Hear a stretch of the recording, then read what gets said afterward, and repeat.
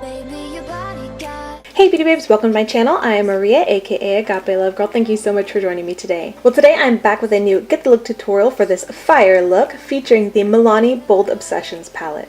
Ever since I got this palette, I have not been able to put it down. It is really a fabulous palette. And I really wanted to create a new look using some of the shades from the middle row of the palette and bring you guys another tutorial. So I really hope you guys enjoy.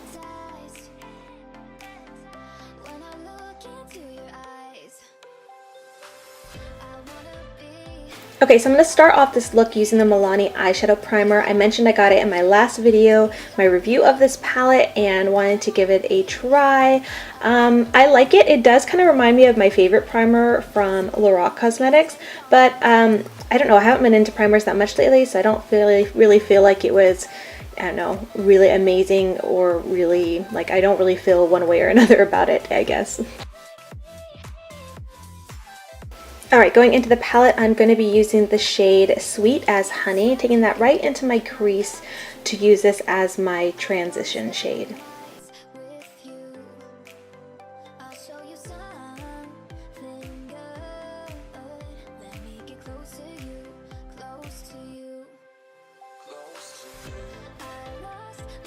Next up, I'm going to deepen up the crease and the outer corner using the shade Red Between the Lines.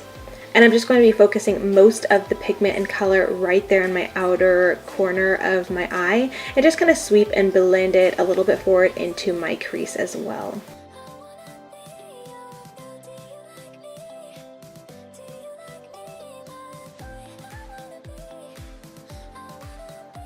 Then with a clean, fluffy blending brush, I'm just going to go over both the shadows I just laid down to kind of blend and diffuse them together.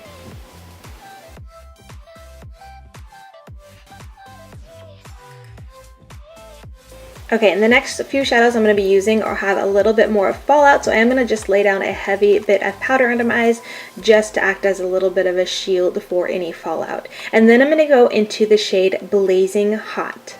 I'm going to be applying this with a flat shader brush, and I'm just going to be taking this to the center of my eyelid. We're going to go ahead and create a kind of ombre or gradient effect here on my eye. So I'll apply that right to my lid, and as you can see, it has really great pigmentation on its own. I will add a setting spray later just to intensify it, but for now I just wanted to lay this down so you can see the pigmentation it has.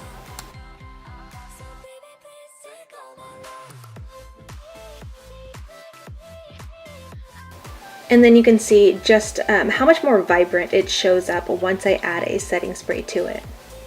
Next, I'm going into the shade Gold Getter, and again I'm going to be doing the same thing. I'm just going to be laying that down with that same brush I used, just kind of cleaned off, and apply that to the inner corner of my eyelid.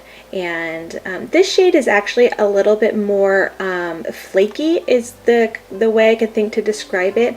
It's very pigmented and lays down beautifully, but it does like have a flaky kind of fallout. So anyways, I'm going to go ahead and spray this one as well with some setting spray, just to really intensify it as well, give it that foiled effect. And as you can see, I'm just kind of sweeping it back into the other shade, just kind of trying to blend it well into the shade that I laid down previously. And then I'm going to go back in with the same shades I used previously, Blazing Hot, and apply a little bit more just to give it a nice gradient, you know, seamless look. And then again, I will go into Red Between the Lines just to finish it up and continue that nice blend there. Now for some brow bone cleanup, as I usually do, I'm going to take the shade Can't Pink Straight and apply that to my brow bone, kind of just sweeping downwards and creating a more blended effect. Then I'm going to be going back into the shade Red Between the Lines with a dense packing brush and apply that to my lower lash line. Kind of being a little bit more generous towards the outer corner of my eye, connecting it to that same shade on my upper lid. Then I'm going to go into the shade Little Black Dress just to add a little bit of definition. I felt like this look just needed a little something something. So I'm going to do it kind of like I would do an eyeliner, but just using the shadow and placing it mostly on the outer corner of my eyes and stopping about the center of my eyelid. Then I'm going to go ahead and add that same color to my lower lash line just to give it a little more definition there, and blend it out with that same brush that I used with red between the lines. Now it is time to brush away all that excess powder and all that fallout. I'm just going to do that with a duo fiber brush. And to finish up the eyes, I am going to apply my favorite lashes. You guys know what these are, the Pur Cosmetics Bombshell Lashes.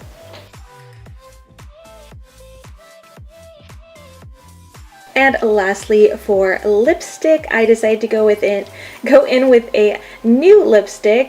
These are the liquid lipsticks from Pixi Beauty, or this is a liquid lipstick from Pixi Beauty.